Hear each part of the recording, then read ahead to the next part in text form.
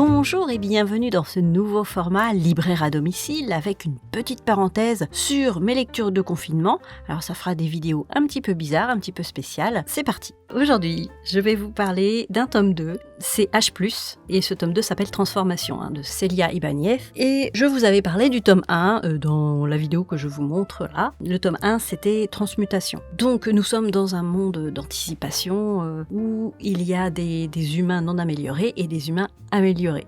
Et il y a deux clans en fait, il y a ces humains-là non améliorés, il y a les humains améliorés et il y a des gens qui veulent se rebeller contre cette augmentation, on va dire.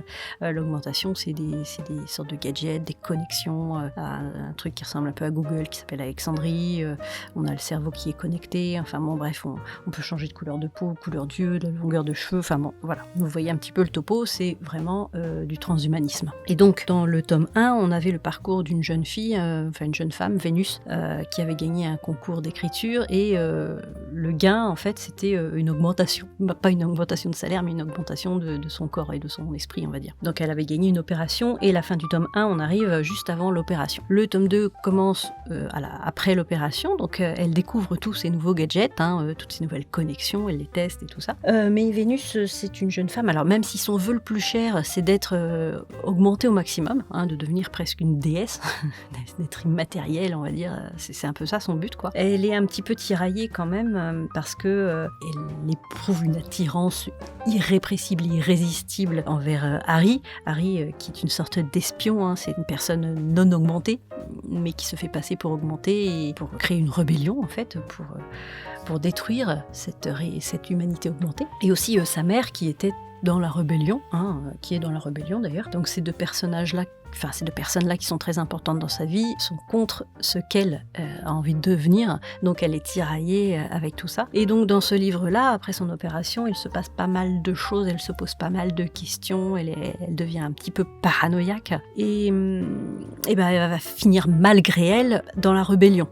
C'est pas forcément ce qu'elle veut, mais par la force des choses, elle est obligée de s'y retrouver. Donc après tout l'enjeu, c'est de savoir est-ce qu'elle va y rester ou pas, est-ce qu'elle va en sortir pour accomplir ses rêves. Donc c'est sympa parce qu'il y a beaucoup d'humour aussi dedans, beaucoup de punchlines, de répliques qui envoient quoi. Et aussi on découvre un monde futuriste assez sympa. Alors c'est très coloré par rapport à certains livres de science-fiction ou d'anticipation qui sont assez grisâtres, assez déprimants presque, parce qu'on s'imagine aussi des murs gris, du ciel gris, tout ça, tout gris. Et ben non, à l'image de la couverture, c'est très coloré. On parle de fleurs. Bon, il n'y a pas que des fleurs partout, mais voilà, c'est très coloré. Il y a aussi pas mal de descriptions de la mode, des vêtements et tout ça. Et c'est un monde assez coloré, très coloré même. Enfin, dans mon esprit en tout cas. Voilà, donc c'est drôle. C'est aussi, on est aussi dans une espèce de métaphore du passage à l'âge adulte.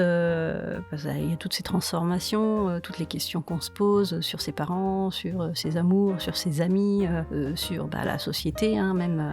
Enfin voilà, c'est aussi une métaphore de ça, je trouve, et c'est sympa. Donc il y a un tome 3 aussi qui est sorti, que je n'ai pas encore. Et sur ce, bonne lecture. Je te remercie par avance de t'abonner, de commenter, de partager cette vidéo et de laisser un petit pouce en l'air. Ce serait tellement sympa. Merci.